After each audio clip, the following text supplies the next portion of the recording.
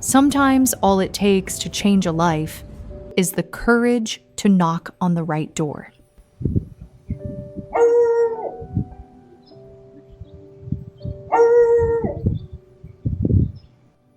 She didn't look like a dog anymore.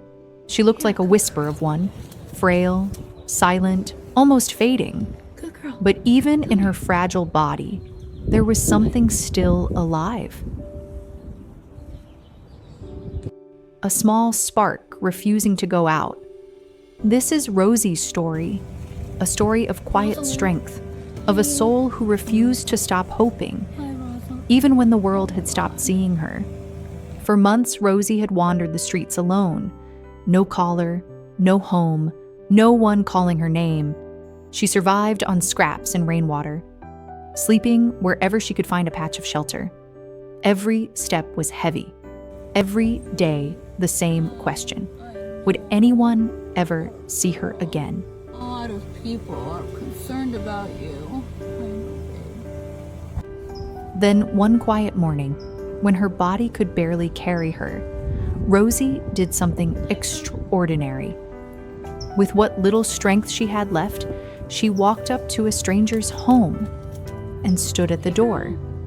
She didn't bark. She didn't scratch. She simply waited.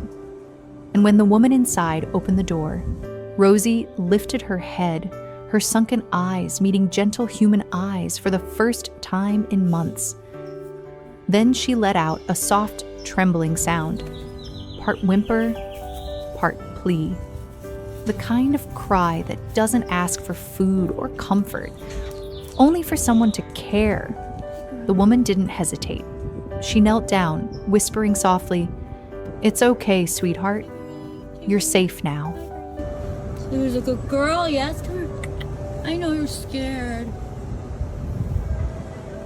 Then she scooped Rosie into her arms, holding her as tenderly as one might hold something too delicate to break.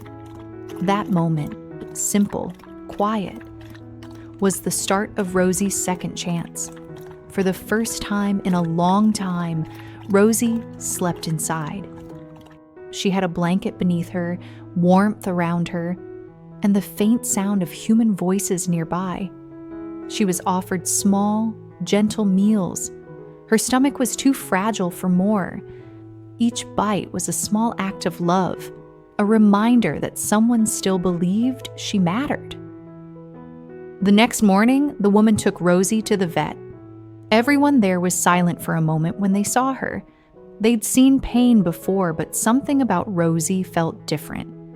She wasn't broken, just exhausted.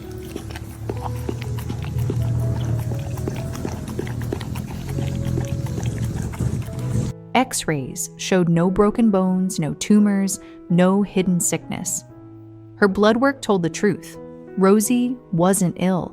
She was simply starved, not just for food, but for kindness, for safety, for love.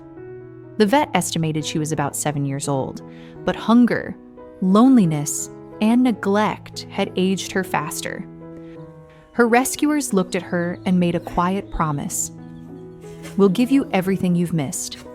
And so, the healing began. Rosie's recovery wasn't dramatic. It was tender. She ate small meals 5 or 6 times a day. She was too weak to stand at first, but she kept trying. Each day, she took one shaky step further than before. Her rescuers made sure she was never alone.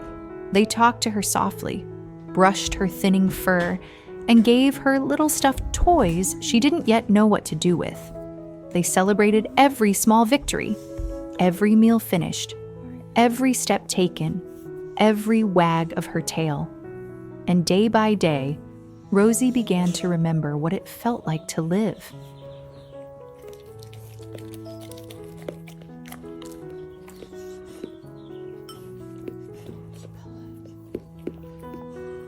She'd sit by the window every morning, basking in the sunlight. Her eyes would close, her face tilted toward the warmth, as if she was soaking in life itself. Her appetite returned. Her coat began to shine again. And one morning, when her rescuer walked into the room, Rosie stood up, on her own and wagged her tail.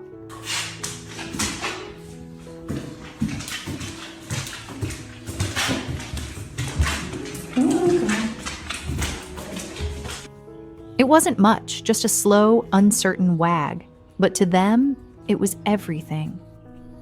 Weeks passed, and Rosie changed before their eyes. The fragile dog who had once looked like a shadow now had light in her again.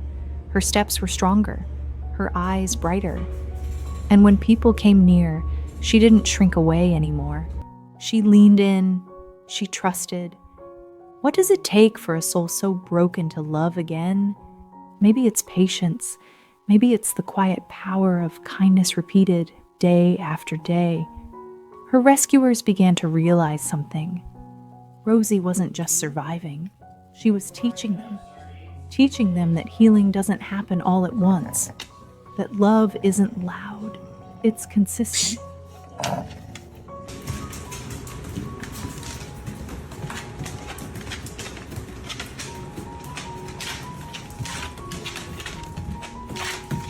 Another theory, Pittie.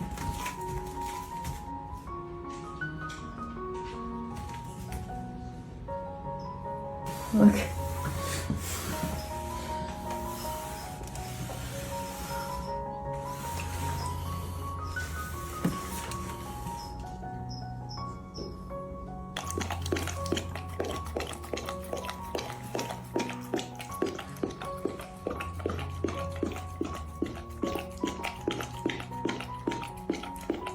It's showing up again and again for someone who stopped believing anyone would.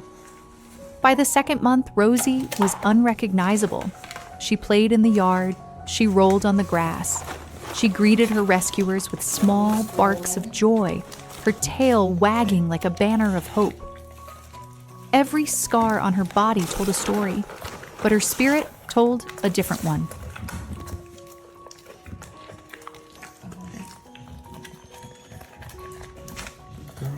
The story of resilience, of forgiveness, of the quiet decision to trust again. She had every reason to give up, but instead, she chose to live. And because she did, her rescuers found themselves changed too. They often say that rescue is a two-way street. You save the animal, yes, but sometimes they save you right back. Rosie became a symbol in that home, a reminder that even when life has been cruel, love can still rewrite the ending. Hey, Rosie. How are you doing? How you doing, little girl? Good morning. Now, Rosie walks proudly beside her family every morning. Her steps are steady, her eyes bright with life. She still carries the marks of what she endured, but they no longer define her. Because Rosie is no longer the dog who knocked on a stranger's door. She's the dog who found her home. And to the woman who opened that door, to everyone who chooses to see, to care, to act, thank you. You don't just rescue animals, you rescue hope itself. Rosie's story is a gentle reminder that sometimes all it takes to change a life is to open your door and your heart.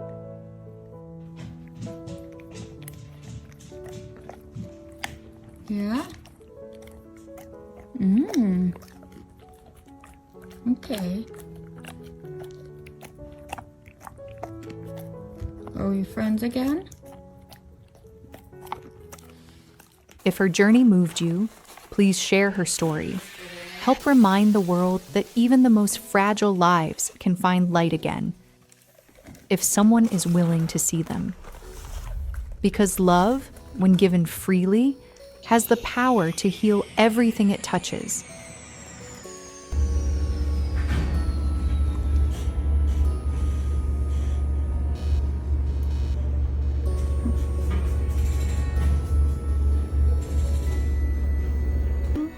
Wanna try this?